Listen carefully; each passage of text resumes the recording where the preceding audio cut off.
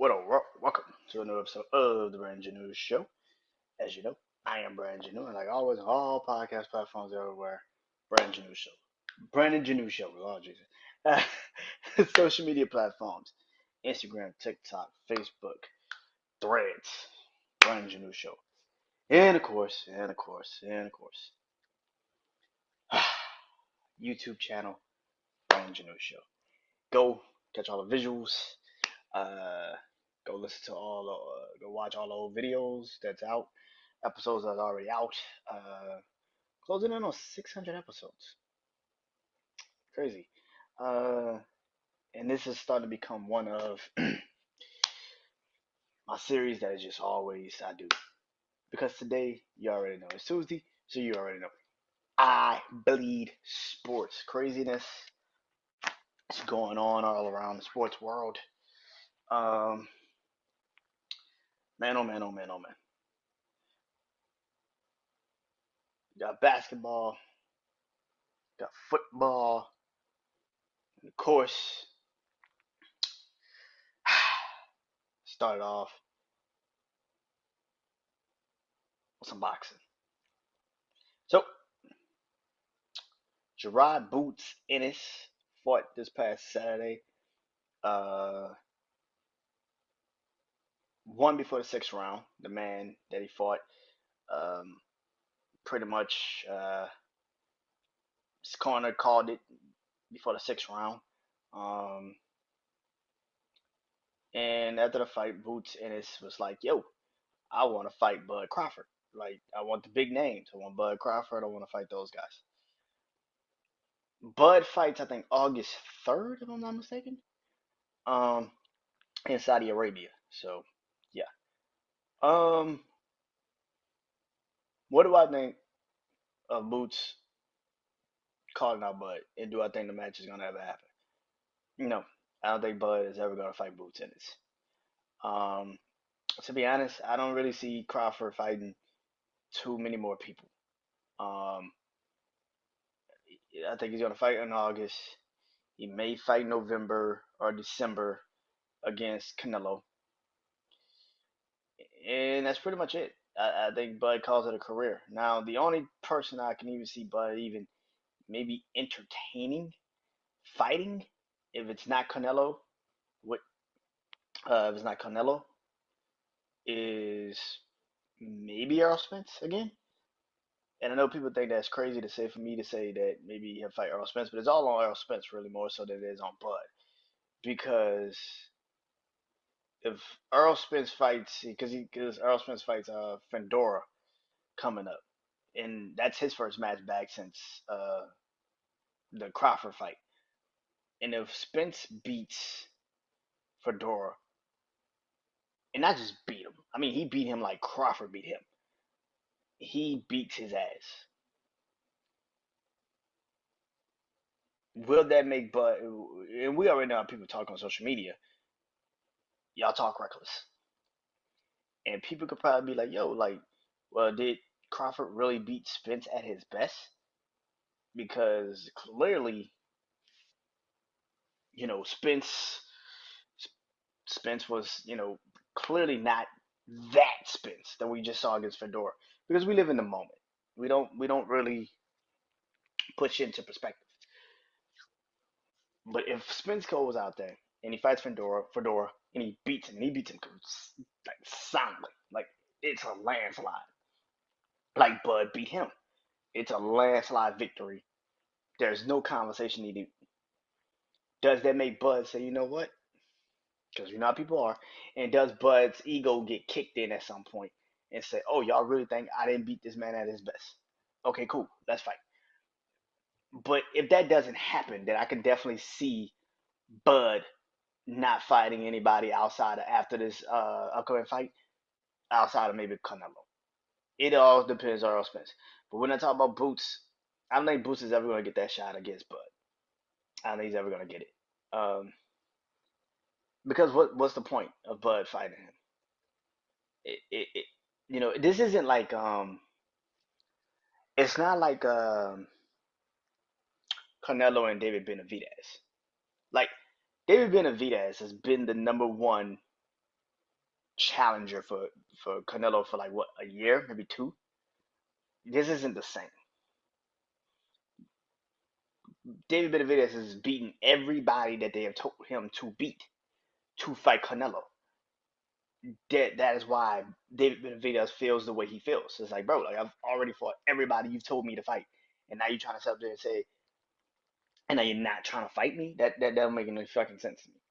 But that's the same thing. It's not the same. Boots is not in the same situation. Crawford really doesn't have to fight Boots. Which Crawford's probably gonna drop the belts and he's gonna retire and he's gonna be on his and then he's gonna go do his thing. I mean, but like Bud's almost like 40. I think he's like 38, 39. So yeah, man. So I, I can I can easily see like Bud being like, I don't need to fight you. I don't have to go one on one with you. Um, which will leave Boots in a situation. But here's the thing about this: Boots will always have a chance. Boots is gonna probably be the new king of the welterweights when Errol Spence and Bud leave, which is good for him because then you're gonna have other people that's coming into it, like you know probably Rolly Romero's gonna move up and Teofimo's gonna move up at some point, and Ryan Garcia is definitely gonna move up, and, you know, uh, and Devin Haney's gonna move. Devin Haney's gonna move up at some point. So you're gonna have a lot of people moving up at some point to become welterweights. At some point, I just don't know when, you know. But that's where it's gonna be. But for Boots to get the fight with Terrence Crawford, heaven and earth gotta move for him to get that fight, and I don't think it's gonna happen. So for that alone, I think Boots needs to start worrying about just trying to get the belt after Bud leaves, because once he does, he's the man with the power, which means everybody's gonna have to fight him. So that's the Ryan Garcias. That's the and excuse me. I think Ryan moves up regardless. I think Ryan moves up to 147 and fights um Boots. I think he fights Boots. So I think that might be if he doesn't fight Devin Haney, Devin Haney right out the gate when he comes back. I can definitely see him saying, "Fuck it, I just move up to 147 and fight Boots," um, and that might happen.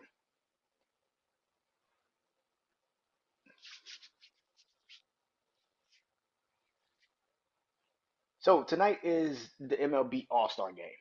I'm not about to talk about last night. Hood girl fucking up the national anthem. Like I told my brother Wine this morning. Hey man, it's a fucking home run derby. Like, what do you want us to do? I listen. If she said she was drunk, I don't know why you would get drunk knowing damn well you got to sing the fucking national anthem for a sporting event like the home run derby. I don't know if people told her ahead of time and how this is America's pastime and people are gonna have their ears and eyes on you. I don't know, but clearly she didn't. That didn't compute, and I don't know if she's telling the truth or not. Maybe she was drunk. I don't know, but she said she's going to rehab, and I hope she does. If that is what you become when you are drunk and you're supposed to be a singer, yeah, you probably do need rehab. But nowadays, people just say whatever, and that's why I think we live in the world we live in because a lot of people just are very like, yeah, I don't know about that, but but but yeah, she said she was drunk, but why tonight? All Star, the MLB All Star game is tonight. Um, I'm still debating if I'm gonna watch it. I'm probably not. Probably gonna click in and out, probably just to see certain things. But I like the fourth inning. The real players that you actually want to see are all off the game. That's like Shohei, and they're pretty much gonna be sitting on the bench by that time. So it really doesn't matter. Um, but it's the constant, you know, uh thing about the All Star games, right? And I think I saw something earlier today. I can't remember which sport it was. I want to say it was baseball. And I want to say when I think it was like the Olympics roll around. I think they're probably going to get go away from the All Star game, which is good. I think a lot of these leagues need to rethink the All Star games. Like today, I saw a clip of Paul George talking about how the legends of the NBA came in one of the All Star game locker rooms and told them how much this All Star game used to matter and go out there and actually play. And he said everybody looked at each other, all the current players, fuck that shit. That's how the All Star games are nowadays. A lot of these players don't take that shit serious. They don't want to be there. Like I told my brother Juan today, a lot of these players don't want to be there. Now, I kind of was talking about Team USA, but I was talking about this too because All Star games don't have that significance anymore like it used to. When I was a kid, I used to love watching the MLB All Star game, the NBA All Star game. I even used to like to watch the Pro Bowl. The Pro Bowl wasn't as bad as it is now. Like the Pro Bowl now is literally fucking flag football. And the people have always asked this question, and I think it's the generation we're in. A lot of these players are getting paid multi. I hate saying that too, because it's like we're all equating it to money. I don't think we're equating. I think we're in fame. A lot of these players are famous. One thing with the All Star games, with any of these leagues, I think what the All Star game used to symbolize is that a lot of these people used to take that shit serious because the sport was serious. If you got a Pro Bowl, if you got nominated and put into the Pro Bowl, that mattered to you. Like that was you might have not got a chance to play in the playoffs, or you might not got a chance to be in the Super. You might not won in the Super Bowl. So you got a chance to play in the Pro Bowl. You took that shit and didn't even look back at it. Sean Taylor hitting the punter like he hit the punter said like completely is like the greatest play in Pro Bowl history for the NFL. Sean Taylor tagged the fuck out that punter. Sean Taylor put that punter on his ass. The punter got up. It was like, shit, I gotta give you that, man. That shit was good. Like, even the punter got up. The punter was like, yo, I should have tried that shit. Ah, man, I appreciate you. I appreciate you. I appreciate you. Like, the NBA All Star games used to be amazing. They used to care. I don't want to say that a lot of these kids nowadays have lost that. I think they just with with the ability to just be, yeah, some of them are just famous. Some of them do make a lot of money, so you don't see the point of it. But a lot of these players don't look at a lot of this shit as competition anymore. They don't look at it as competition. They look at it as an exhibition game. And that's exactly what you don't want something like this to become. And that's what it's become. A lot of these All-Star games have become exactly what it's been said. It's an exhibition game of the best players. And that's exactly what the game is being treated like. A lot of these players feel like I don't have to struggle. I don't have to force myself to be something, do something I don't want to do. And that's where I think a lot of the situation lies because these All Star games used to have a sense of pride. There it is. These All Star games used to have a sense of pride. These All Star games used to have a sense of you ain't better than me, and I don't give a fuck how much I gotta do this. You ain't better than me, and this used to be the only way you can prove. Okay, I don't really see you in the NBA. It was like I don't see you every game or so. I see you maybe a game, maybe two, but like let's say Charles Barkley and Karl Malone were on the West. They're playing against the best power forwards from the East. Maybe Charles Oakley and Dennis Rodman. That mattered to them. Sean Kemp. Like Michael Jordan and Kobe. Perfect example. Go watch The Last Dance with Michael Jordan in 1998 All-Star game, and Kobe was the youngest rookie, the youngest player to play an All-Star game. That mattered. You heard Mike say, like, the young boy from LA, he coming. But he gonna have to learn today. Like that shit ain't gonna happen tonight. That mattered. The sense of pride is gone in these All Star games because a lot of these motherfuckers, not we can sit there and say, oh, a lot of these dudes friendly or whatever the fucking case may be, but a lot of pride is gone from these All Star games. And me personally, I wish they could find them again, but a lot of it, and then now you can put in they make a lot of money. There's no significance towards it. There's nothing you're playing for. You don't want to get hurt. We put too much emphasis on players' health, I think, too, which is good. But at the same time, it also makes them be very cautious of how they're going to play in games that don't really significantly help them. The fuck am I playing like this for? This isn't going to do anything for me personally. So I think the All Star games are where it is, and it's going to be that way. I don't think anything is going to change them. I'm to the point now where maybe we should do away with All Star games in all leagues. So yeah, good night. Tonight is the MLB All Star game. Congratulations. This will be out way after that. So congratulations to all the people that made the All Star game, All Star teams in the MLB. But I can't wait. I want to see um Paul Skeeters Skinners. Lord, I don't know the man's last name, but for Pittsburgh, the rookie pitcher. LSU, of course, won a national championship with the LSU Tigers a couple years ago. I want to see him. I want to see him pitch. He's probably going to pitch maybe the first two innings. I want to see him against Shohei. I want to see. Well, him and Shohei are on the same fucking team. I'm talking about him and Aaron Judge is gonna be interesting though. Him and Aaron Judge.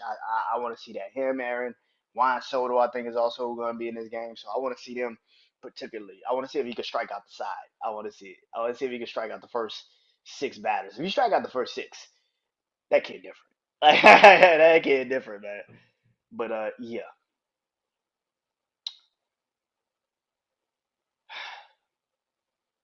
So me and my brother Juan talked about this earlier today. Me and my brother Juan talked about this earlier. And every day when this kid plays, there's a new episode that comes out of people trying to defend it. And I last night before I went to sleep, I was watching it at Sports Center, and they were talking about Bronny James, and hearing them talk about him. Gilbert Arenas is trying to defend him, and everybody's trying to defend him. It is what it is. But the facts are the facts. Y'all keep sitting up here and trying to act like, well, he's the 55th pick. You shouldn't care this much about a 55th pick. We wouldn't if he didn't get drafted to the team that his dad was on. And his dad is considered one of the greatest oh my God, one of the greatest basketball players in the world and possibly ever. LeBron James is one of the greatest basketball players to probably ever do it.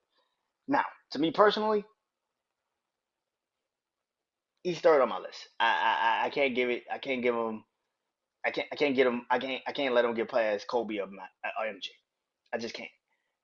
He, there's no. I don't have the same bond to LeBron like everybody has. Like I grew up watching LeBron my entire life, but Kobe was my guy. So that's just me personally. But LeBron is possibly one of the greatest basketball players of all time, right? And you bought in his son. You bought in his son. You drafted him. You cannot sit here and say everybody's wrong for talking about Bronny James because when he has a good game, y'all gonna be out here with fucking pom pom screaming, "See, told you he was." No, you can't have it both fucking ways. You can't get mad at us for criticizing that he's playing like he's playing right now. But then when he finally does have that one game, that breakout game, that significant game, he scores 17 points, he's got 10 assists, he's got 5 steals and all this other shit. You gonna be out here with your pom pom screaming how he's the best player, and I told you it took a little bit of time. And no, don't do one if you're not willing to accept the other. So with that personally being said, I truly believe as LeBron LeBron has put this kid into this microscope. Me and my brother Juan have said this numerous times. LeBron put this kid into this microscope. He did this. Now you gotta deal with what the fuck you created. You wanted your son in the league because you said you wanted to play with your son, and you didn't care how you had to get it done. Okay, well now your son's getting criticized every fucking game because your son is not fucking ready. He's not ready. He should be back in college. He should be trying to get ready for the college basketball season. He should have hit the transfer portal. I personally think he probably should have went into the transfer portal and got the fuck out of California. I think the fact that he's actually always tied to you is actually a problem. I think actually it would have done him actually good if he didn't get drafted by the Lakers. And if he didn't go to USC.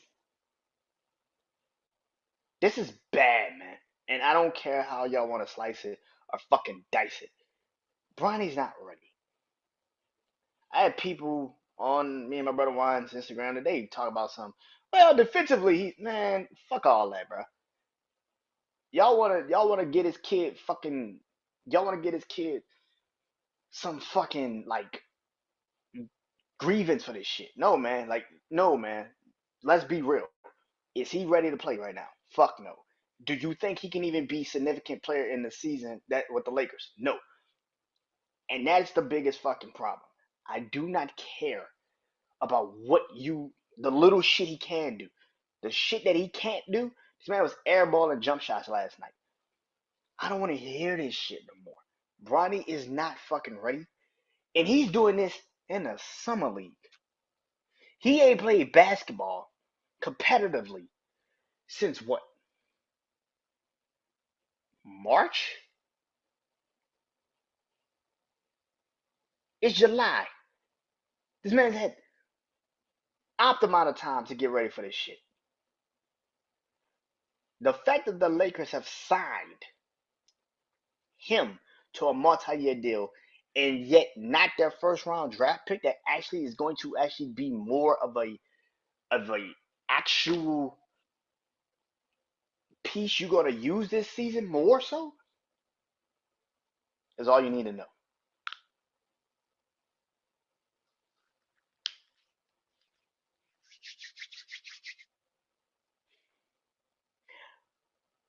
The Lakers are what the Lakers are. Bronny James, good luck. And also with this is another thing I want to get out the way. Stop sitting up there and saying that this isn't nepotism. That the league has a bunch of nepotism, which I said a long time ago too. But this shit is nepotism. Fuck out of here.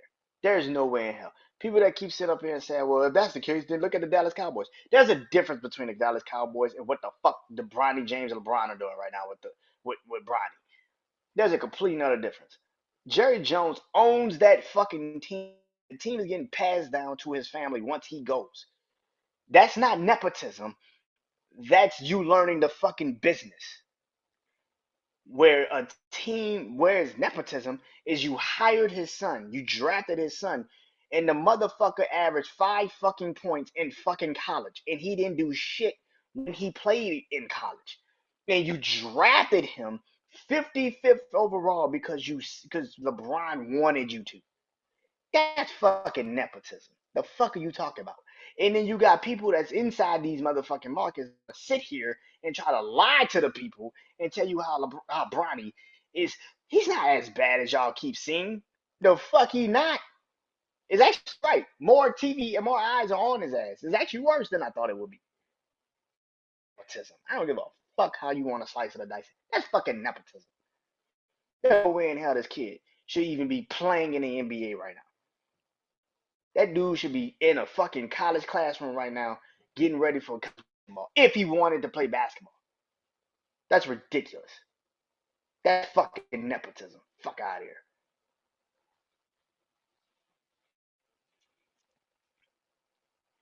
Now, for the last couple of weeks, I've been doing my teams that I have faith in and teams I do not. Now, I've had fun with that, but I'll be back doing it next week. But this week, I wanted to do this because so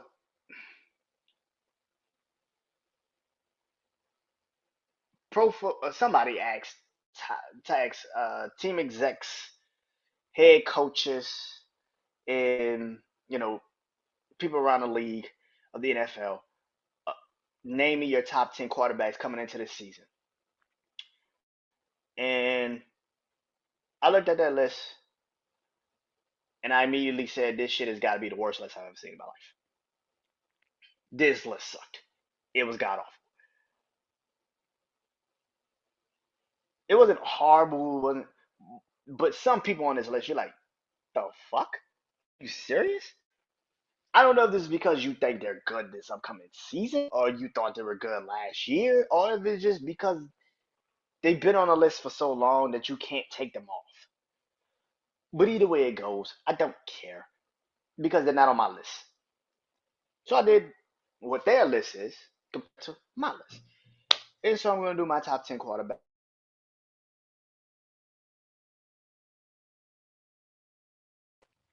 I'm going to just say this. The first two names on these lists, we both got right to me. Patrick Mahomes is one on their list, and Patrick Mahomes is one on my list. I can't knock it. Patrick Mahomes is a what? Two-time, three-time Super Bowl champion. Um, the man last year figured out a way to win a championship with possibly his worst receivers of all time, and somehow, some way, they won. So congratulations. But at the same time, I also feel like he is the best quarterback in the league. He is. Can't knock it. We shall see what he looks like this year with actual weapons. We shall see what he actually looks like with actual weapons. But, that's neither here nor there. But yeah, he's number one with a bullet. Now, number two on their list is Joe Burrow. Joe Burrow played a little bit last year, but he got injured with a wrist injury. Um, and this is why me and them also agree because I also have Joe Burrow number two on my list. Now me and my brother Juan had a conversation this morning. Is it Joe Burrow or is it Lamar Jackson? Now I have Joe Burrow second. That's more so because of the fact that he's been farther than Lamar Jackson in the playoffs. Maybe not success in a regular season.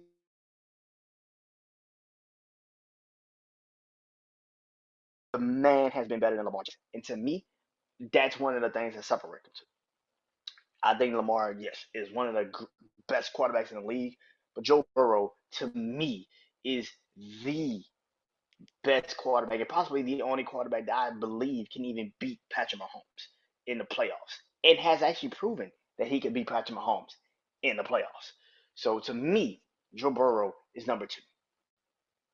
Because if you could beat number one, you should be number two. But me and the list differ. And now we're about to differ completely. So at number three, they have Josh Allen. Cool, do your thing. But my number three is said Lamar Jackson. Lamar Jackson is number three to me. Lamar has had possibly the craziest year last year. I had people try to sit there and try to continuously say Lamar Jackson. I don't know if he's a MVP. They try to give it to Brock Purdy, Dak Prescott. They literally try to give it to Tua at one point, and Lamar Jackson just kept staying the course. One of the best quarterbacks in the league. If you still are stupid and you don't understand that, Mark Slared, then your ass just don't know quarterbacks, and you need to stop acting like you do. You don't know shit. and you need to stop acting like you do. And yeah, you played in the NFL. You even won Super Bowls. But it seems like y'all have this vendetta against this guy because he's not just he has superseded all these expectations of him. His second year, he superseded it.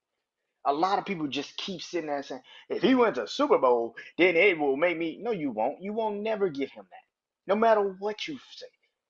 You want Patrick Mahomes also to be bad. But Patrick Mahomes has become such a great fucking quarterback that you got to admit it to yourself. God forbid if Patrick Mahomes actually wins 4 or 5 Super Bowl rings, that'll kill Tom Brady's conversation. Because Patrick Mahomes is actually more athletic than Tom Brady and actually gets out the pocket and he can actually do more than Tom Brady. That would hurt y'all so much. Lamar Jackson has superseded everything that people have actually said about him. And he's actually one of the best quarterbacks in the league. Now, what y'all say about Lamar Jackson is actually what you should be saying about Josh Allen. Because Josh Allen is exactly what everybody thinks Lamar Jackson is. He's not great. Compared to Lamar, he's not that great. But people swear to God that Josh Allen is this, give him the worst situation, he gonna figure it out. No, he's not. He's not built like that. This year we will see if he is actually built like that. But I've seen Lamar Jackson have some bullshit receivers and still make the playoffs. Shit happens. Now, they have Josh Allen third, like I said.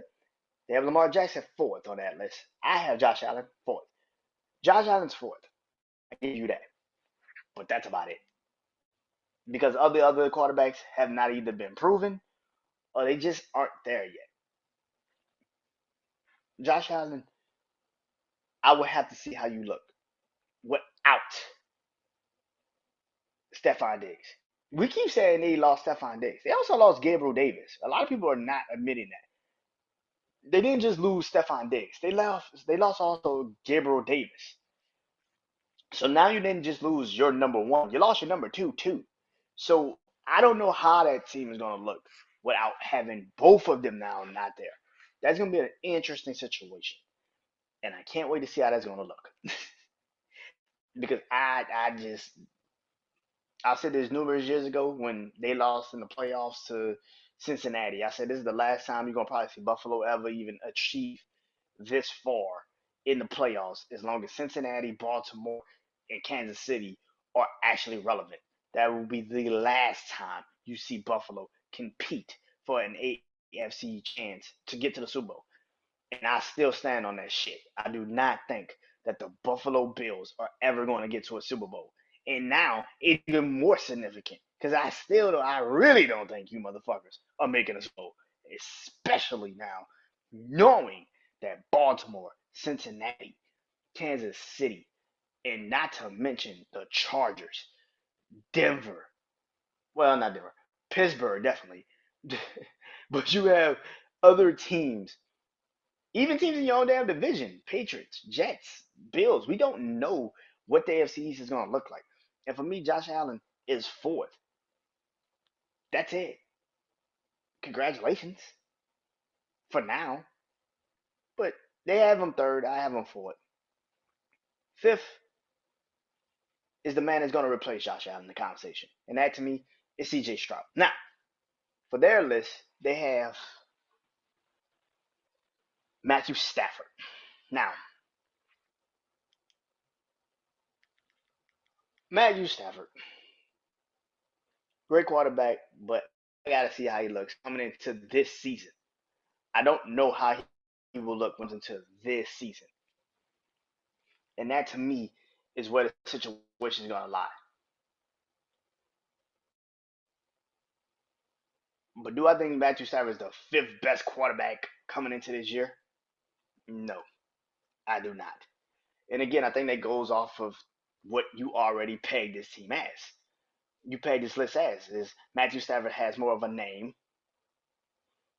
He's been in the league longer. He's won a Super Bowl. Congratulations. But I don't think Matthew Stafford is the fifth best quarterback. That's a little crazy. I think CJ Stroud is though. CJ Stroud has been CJ Stroud has what? One rookie year. Yes, I get it. People are gonna sit there and say that's crazy for you to sit there and say CJ Stroud is better than Matthew Stafford. But I'm looking at what I believe. And CJ Stroud, to me, in his rookie year, have already proven that he's the future. This season is going to be a very interesting one. You have Stephon Diggs, you have Tank Dell back, you have Nico Collins, but you also have Dalton Schultz, and they drafted your old Ohio State tight end, uh, who at one point was actually perceived as the second best tight end coming into this draft. It actually was competing for the first tight end spot with Brock Bowers. So listen, I think CJ Stroud is going to be amazing this year, and we shall see what's going to happen when it happens this upcoming season. But I think CJ Stroud and the Houston Texans are going to be amazing this year. Number 6, they have Justin Herbert. I love Justin Herbert, and I'm going to leave it as that for right now. But I got Jared Goff. I think Jared Goff is actually the 6th best quarterback coming into this upcoming season. Jared Goff has been disrespected, been shuffled, been told he ain't the best, he ain't good, got shipped out of the fucking city of LA with 2 first-round draft picks just to get him the fuck up out of there. And Jared Goff is now on one of the best teams in the league, could possibly make the Super Bowl, and I believe that they will. Detroit is that fucking good. And Jared Goff is another one who has superseded expectations. So I got Jared Goff at 6. I think he's the 6th best quarterback coming into this upcoming season. That's just me personally. Number 7. Now, they have CJ Stroud at number 7 on this list. I already told you, CJ Stroud's 5th for me personally.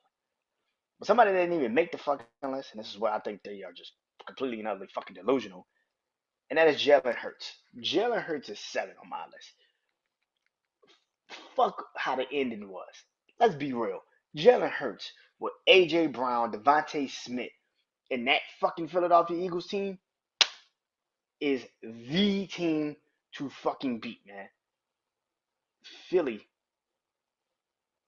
to me, Philly is going to be great this year. Like I told my brother Juan today, the only team I could see competing with Detroit is Philly. And I think that's because of how great Jalen Hurts is about to be. This team is going to be dangerous. And Jalen Hurts is going to be the reason. Now, adding a Saquon Barkley also to this offense will not hurt at all. But I believe Jalen Hurts is going to get back into a redeeming quality fast as a motherfucker this upcoming season. And he's 7 on my list. Now, at number 8, they have Aaron Rodgers. A man that didn't even fucking play last year. He is 8th on the list, and he didn't even fucking play last year. Okay. On my list, I have a man that only played. I have a man that not only played last year, he got him to the Super Bowl last year. And that's Brock Purdy. I have been one of the biggest, I don't think Brock Purdy's good fans of all time. I don't think he's good. I think he's just there for circumstance. But since Brock Purdy is in the NFL, and depending on what the fuck they do, which I didn't talk about, and I should, but I talk about it right here. Brandon Ayuk requested a trade today. I don't know what this is going to look like. If he leaves, San Francisco is going to struggle. I do believe that.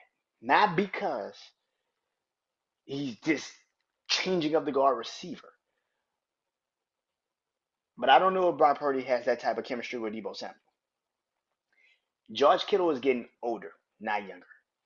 You can only rely on Christian McCaffrey for so long before he starts to feel the wear and tear. You have a rookie in that you drafted this past year from Florida. I don't know what he's gonna look like. You drafted the kid from Michigan also last year, Ronnie Bell. Oh yeah, Ronnie Bell, because Wilson was in this draft. I think you still have Jawan Jenkins. I'm not sure, but even though the 49ers is you know in this situation, I still would have Brock Purdy over Aaron Rodgers. He's a winner, man. And you got to give him that credit, man. I've been one of those guys that's like, I don't give a fuck. Brock Purdy's a winner. And that not having him on his list at all is crazy. And it's criminal. But you have Aaron Rodgers, who ain't fucking played a snap last year. He played, what, 2 snaps, 3 snaps, and then he got injured? But Aaron Rodgers is on the fucking list? What the fuck? What? That's where the fuck you put your personal feelings. And you say, well, Aaron Rodgers is still one of the. No, the fuck he's not. We haven't seen him in a year. And he got older too. What the fuck are you talking about? Nah, man. Nah. Nah, man. No. Brock Purdy's 8 to me, personally. Number 9 on this list is Jared Goff. Now, I told you Jared Goff is on. That's their list. Jared Goff is 9 on their list. Jared Goff is 6 on mine. Number 9 is Jared Goff's division rival, and that is Jordan Love. Jordan Love, I feel like, is going to get paid next out of all of the quarterbacks because he's that fucking good. Jordan Love is that dude. Last year, I said this numerous times when I used to do my show, when I came on here and I talked about the Packers after games. And I said Jordan Love is different. That dude's different. He's got something. Green Bay has got to just stay the course with this kid because he got it. I believe Jordan Love will be either. I told my brother Juan today, and I'll tell you guys today too. Either Jordan Love or CJ Stroud is going to be the MVP of this NFL season. That's my two. I think either it's going to be CJ Stroud. He just has this ungodly season, or it's going to be Jordan Love, and you just be like, God damn. I think Jordan Love is that dude. I think he takes off this season. He does amazing. And Green Bay is either going to be either win the division or they're going to be in the playoffs because of Jordan Love. I can see him easily finishing with 30 touchdowns, high 30s. I'm like close to 40. I have a lot of faith in Jordan Love. And number 10 on their list is Dak Prescott. Again, I get it. Last year he had a pretty good year when he threw it to one person, CeeDee Lamb, and that's it. Outside of that, he didn't do shit. That's the fucking reality. He didn't do shit. On my list, like I said, I was talking earlier, and there it is. Justin Herbert. Now, I could have went with Tua. Could have went with anybody else. I could have went with a lot of people. But Justin Herbert, talent-wise, to me, is why I think he will be significantly great this upcoming season. More importantly,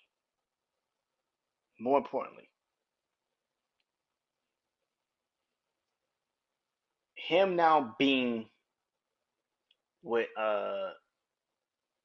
Jim Harbaugh and that Chargers team, and now you have a Rashad Slater, who's left tackle, and you also drafted Joe Alt. Oh no, Rashad Slater, who's your right tackle, and now you got Joe Alt, who's going to be your left from Notre Dame, who's one of the best offensive linemen in this past draft. Yeah, I got the Chargers doing some amazing fucking things this upcoming season, and that is why I feel like Justin Herbert is number 10. That is my quarterback rankings for this upcoming season. That is mine. Hope you guys enjoyed that. And hope you guys enjoyed this episode. Talk to you guys next week, man. This is I Believe Sports. More basketball, more football, more everything. This is actually fun. I might actually do one next week too. But yeah, probably do my 10 out of 10 teams coming into this upcoming season. I might do like a ranking or something. But yeah, that's until next week. But next time, man. So enjoy this episode. I'll see y'all next time. I'm Brandon Janeau. This is I Believe Sports. Peace.